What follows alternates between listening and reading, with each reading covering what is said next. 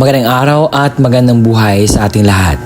Lalong-lalo na sa ating mga minamahal ng mga senior citizens. Sa araw po na ito mga lolo at lola, meron akong mga dapat na ipaalam sa inyong balita. Meron tayong papakinggan na balita galing sa isang YouTube channel. At sa uli-uli, tingnan natin kung ito ba ay totoo o hindi. At ating i-evaluate at i-double check kung ito ay nakakatulong sa atin o hindi. At gawan po natin ng aksyon agad kung ano yung pwede natin gawin para hindi na magpatuloy ang kanyang ginagawa. Attention sa lahat ng mga senior citizens. 8,000 pesos para sa lahat ng mga senior citizens. Totoo ba ito? Alamin natin ang buong detalye sa balitang ito. Ngayon po, hindi po kayo i-mislead. Ito po ang kanyang thumbnail. At gusto ko pong iparinig sa inyo ang kanyang sinasabi. Ating pakinggan.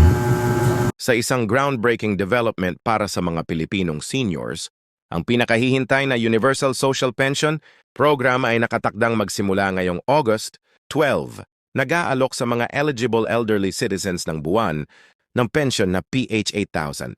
Ang komprehensibong guide na ito ay nagsasalaysay ng lahat ng dapat ninyong malaman tungkol sa life-changing initiative na ito. Kumusta diyan kabayan? Ngayong araw, dadalan namin kayo ng napakagandang balita na maaring malaking makakaapekto sa buhay ng aming mga mahal na senior citizen sa buong Pilipinas. Kung kayo ay senior citizen o may mga matandang mahal sa buhay, dapat kayong makinig ng mabuti sa video na ito dahil ibabahagi namin ang lahat tungkol sa bagong PH 8,000, Universal Social Pension na matatanggap na ngayong August 12. Bago tayo sumabak sa detalyadong usapan tungkol sa game-changing development na ito, huwag kalimutang i-hit ang subscribe button at ring ang notification bell para manatiling updated sa pinakabagong news at benefits para sa aming mga Pilipinong seniors. Bigyan ninyo ng thumbs up ang video na ito kung susuportahan ninyo ang mas magandang pensyon, benefits para sa aming mga matatanda. Simulan ko sa pagbabahagi ng exciting announcement na ito na lumilikha ng malaking ingay sa buong bansa. Ang Department of Social Welfare and Development, DSWD, ay opisyal na kinumpirma ang rollout ng Universal Social Pension, program na naglalayong magbigay ng financial support sa aming mga elderly citizens na nagdedekada ng kanilang buhay sa pagbuo ng aming bansa. Hindi lang ito simpleng government program. Ito ay transformative initiative na kinikilala ang mga kontribusyon at tinutugunan ang mga pangangailangan ng aming mga senior citizens. Ang Piso Monthly Pension ay dinisenyo upang matulungan ang aming mga matatanda na mapanatili ang decent quality of life at ma-manage ang kanilang araw-araw na gastusin, lalo na sa mga challenge economic times na ito. Ngayon, baka nagtatanong kayo kung sino nga ba ang qualified para sa pension program na ito. Ang Universal Social Pension ay available sa mga Pilipinong citizens na 60 years old pataas. Gayunpaman, may mga specific criteria na dapat ma-meet upang masiguro na ang tulong ay maabot ang mga pinakanangailangan. Ang programa ay nangunguna sa mga seniors na hindi nakatanggap ng anumang pensyon mula sa ibang government institutions tulad ng SSS, GSIS o iba pang katulad na ahensya. Pag-usapan natin ng mas detalyado ang qualification process. Para maging eligible, dapat ang mga seniors ay mga Pilipinong citizens na kasalukuyang nakatira sa Pilipinas. Mahalaga ito dahil ang programa ay naglalayong suportahan ng mga elderly citizens na nakatira sa loob ng aming mga hangganan at direktang nag-aambag sa aming mga lokal na komunidad. Ang residency requirement ay nakakatulong na masiguro na ang mga benefits ay maaabot ang mga aktibong bahagi ng aming lipunan at nangangailangan ng agarang suporta. Isa pang mahalagang aspeto na dapat isaalang-alang ay ang indigent status. Habang ang programa ay tinatawag na universal, ang initial phase ay particular, na nakatuon sa mga seniors na itinuturing na indigent o mga nakatira sa ilalim ng poverty threshold. Ang strategic approach na ito ay nagsisiguro na ang mga pinaka-vulnerable na miyembro ng aming elderly population ay makatanggap ng suportang kinakailangan nila ng MADEN. Ang application process ay dinisenyo na maging kasing simple hanggang maaari. Isinasaalang-alang ang mga hamon na maaaring harapin ng mga seniors. Ang DSWD ay nagtayo ng iba't ibang application channels upang gawing accessible sa lahat ang proseso.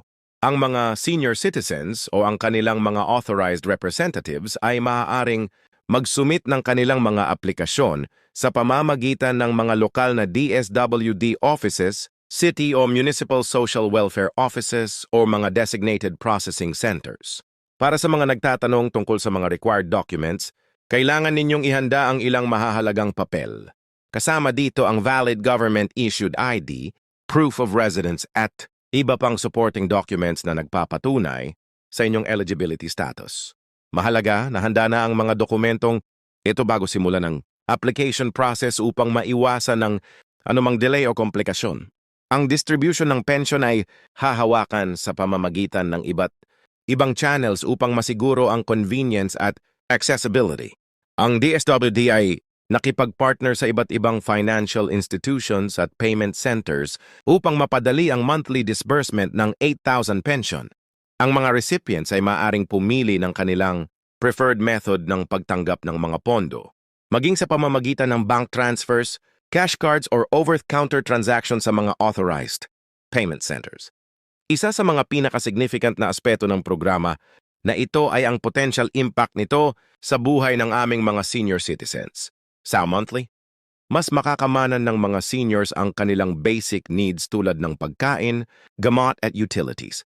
Ang regular financial support na ito ay makakatulong na mabawasan ang kanilang dependence sa mga miyembro ng pamilya at magbigay sa kanila ng sense of dignity at financial independence. Ang timing ng programa na ito ay particular na crucial dahil sa kasalukuyang economic challenges na kinakaharap ng maraming Pilipinong pamilya. Ang pagtaas ng cost of living kasama na ang patuloy na epekto ng iba't ibang global economic factors ay gumawa na mas mahirap para sa mga seniors na mapanatili ang decent standard of living. Ang pension program na ito ay nagsisilbi bilang vital safety net para sa aming elderly population. Para sa mga nakatanggap na ng ibang forms ng government pension, mahalaga na tandaan na ang programa na ito ay dinisenyo upang mag-complement sa mga existing benefits. Habang ang initial focus ay sa mga seniors na walang pension coverage, ang long-term vision ng gobyerno ay i-expand ang reach ng programa at masiguro ang comprehensive support para sa lahat ng Pilipinong seniors. Ang pagpapatupad ng programa na ito ay sumasalamin din sa commitment ng gobyerno na tuparin ang social responsibility nito sa aming mga elderly citizens. Naayo ito sa iba't ibang international standards para sa social protection at nagpapakita ng dedication ng Pilipinas na masiguro ang welfare ng age-ang population nito. Ang DSWD ay naglagay din ng iba't ibang mekanismo upang masiguro ang transparency at efficiency ng programa.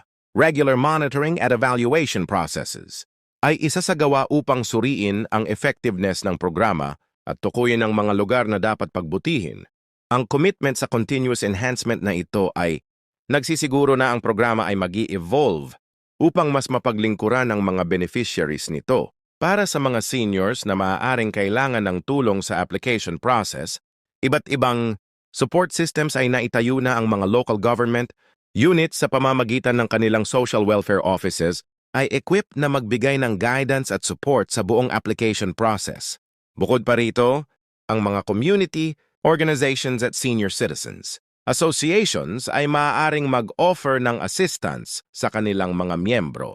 Dapat bigyang diin ang programa na ito ay higit pa sa financial assistance. Ito ay pagkilala sa dignity at rights ng aming mga senior citizens. Ang Universal Social Pension Program ay kikilalanin ang valuable contributions na ginawa ng aming mga matatanda sa lipunan at nagsisiguro na maaari nilang mabuhay ang kanilang golden years na may security at dignity. Ang programa ay may potential positive ripple effects din sa mas malawak na komunidad. Kapag ang mga seniors ay may access sa regular income, mas aktibong makakasali sila sa lokal na ekonomiya, sumusuporta sa mga small businesses at nag-aambag sa community development. Ang economic activity na ito ay makakatulong na ma-stimulate ang growth sa grassroots level. Para sa mga pamilyang sumusuporta sa mga elderly relatives, ang pension program na ito ay maaaring magbigay ng significant relief. Ang monthly allowance ay makakatulong na mabawasan ang financial burden sa mga working family members. Nagbibigay daan sa kanila na i-allocate ang mga resources sa ibang essential needs tulad ng education, healthcare o business investments. Ang DSWD ay binigyang diin din ng kahalagahan ng proper documentation at regular updating ng information. Ang mga recipients ay kailangan na sumunod sa ilang requirements upang mapanatili ang kanilang eligibility at masiguro ang tuloy-tuloy na pagtanggap ng benefits. Kasama dito ang periodic validation ng kanilang status at prompt, reporting ng anumang pagbabago sa kanilang mga circumstances. Sa hinaharap, ang gobyerno ay nagpahayag ng commitment nito na i-expand at i-improve ang programa base sa feedback at experiences sa initial implementation phase. Ang adaptive approach na ito ay nagsisiguro na ang programa ay mas mapagsisilbihan ang mga beneficiaries nito habang pinapanatili ang sustainability at effectiveness nito para sa mga maaaring hindi maabot ang August 12 start date. Huwag mag-alala, ang programa ay patuloy na magtanggap ng mga aplikasyon sa rolling basis. Gayunpaman, inirerekomenda na magsumitin ang inyong aplikasyon sa lalong madaling panahon upang maiwasan ang mga delay sa pagtanggap ng benefits. Mas maaga kayong mag-apply. Mas maaga kayong makakatanggap ng monthly pension. Tandaang ibahagi ang impormasyon na ito sa ibang senior citizen sa inyong komunidad na maaaring makikinabang sa programa na ito. Maraming elderly citizens ang maaaring walang access sa social media o regular news updates. Kaya ang word of mouth ay nagiging crucial sa pagsiguro na ang impormasyon na ito ay maaabot ang mga nangangailangan nito. Habang tinapos namin ang detalyadong overview ng Universal Social Pension Program, tandaan natin na ang initiative na ito ay kumakatawan sa significant step forward sa pagprotekta at pagsuporta sa aming elderly population. Ito ay testament sa values ng aming lipunan at sa aming commitment na masiguro na walang senior citizen na maiiwanan. Bago kayo umalis, huwag utang-ihang like button kung nakatulong sa inyo ang impormasyon na ito at mag-subscribe sa aming channel para sa mas maraming updates sa government programs, benefits at news na mahalaga sa mga Pilipinong citizens. I hit notification bell para manatiling informed tungkol sa mga katulad na announcements at detalyadong guides. Gusto naming marinig ang inyong mga opinion tungkol sa programa na ito sa comment section sa baba. Ibahagi ang inyong mga karanasan o magtanong kung kailangan ninyo ng clarification tungkol sa anumang aspeto ng Universal Social Pension Program. Tandaan, nandito kami para tulungan ng isa't isa na manavigate ang mga mahalagang developments na ito. Salamat sa panonood at patuloy nating suportahan ang aming mga elderly citizens na ma-access ang mga benefits na deserve nila. Hanggang sa aming susunod na video, mag-ingat po tayong lahat. Kung nakatulong sa inyo ang video na ito, pakisuyo lang na ismash ang like button at mag-subscribe sa aming channel para sa mas maraming update sa government benefits, programs at news na mahalaga sa bawat Pilipino. Huwag utang ay hit ang notification bell para manatiling informed tungkol sa mga katulad na announcements. I-share ang video na ito sa inyong mga kaibigan at pamilya na maaaring makikinabang sa impormasyon na ito. Sama-sama natin, siguruhin na walang senior citizen na mamimiss ang mahalagang benefit na ito. Lahat po ng kanyang balita ay hindi totoo. Dahil hindi pa po aprobado ang Universal Social Pension at wala pong mabibigay na 8,000 pesos. Ang ginagawa niya ay nagnanakaw itong channel na ito, si PH Pension Update, ng mga videos para po kumita siya ng pera. Napakarami po ang nanonood and even my video kinuha niya at in-upload niya sa kanyang YouTube channel. At nakita ko ay very progressive po ang kanyang YouTube channel na umaabot na ng mahigit 100,000 na subscribers. Kaya naman po, hindi po kayo dapat manood po dito. Dahil puro kalokohan, puro fake news po ang kanyang sinasabi. So, hinahayaan nyo pong maparami ang kanyang subscribers kahit na siya ay nagnakaw ng mga videos at even gumagawa ng mga contents na hindi naman po totoo. Kakasabi ko lang po sa aking vlog na hindi po talaga wala pa pong progress ang Universal Social Pension, pero siya makukuha na daw by August 12 ngayong araw na ito.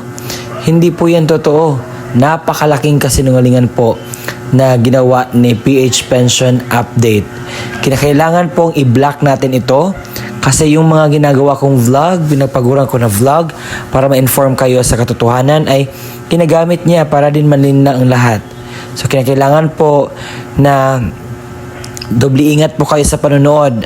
Baka naman in the end, sa amin po kayo mga legit na mga vloggers magsisisi sa mga napakinggan ninyo. Huwag po kayong magpadalos-dalos na maniniwala sa ganitong mga bitag ng isang vlogger na kumukuha lamang ng views para sa kanyang kapakanan. Inaanyayahan ko po kayo na i-block niyo po ito para hindi na po siya makapagpatuloy na magnakaw ng mga videos ng iba. And even yung videos ko na nakuha niya, umabot siya ng 64,000 views, which is wala pa siyang permission galing sa akin. And kinakailangan pong i-stop na niya ito dahil hindi siya mabuti dahil nakakasama na po. Maraming mga tao ang mga nalinlang at naloko at napaniwala niya. Kaya naman, make sure to block this person. Si PH Pension Update ang kanyang YouTube channel. And ipapakita ko po sa inyo na sa ngayon ay meron po kayong dapat na idea kung sino ito. So, ito lamang po ang balita na very alarming sa akin dahil nag-update siya para sa ating mga senior citizens pero hindi naman po tama.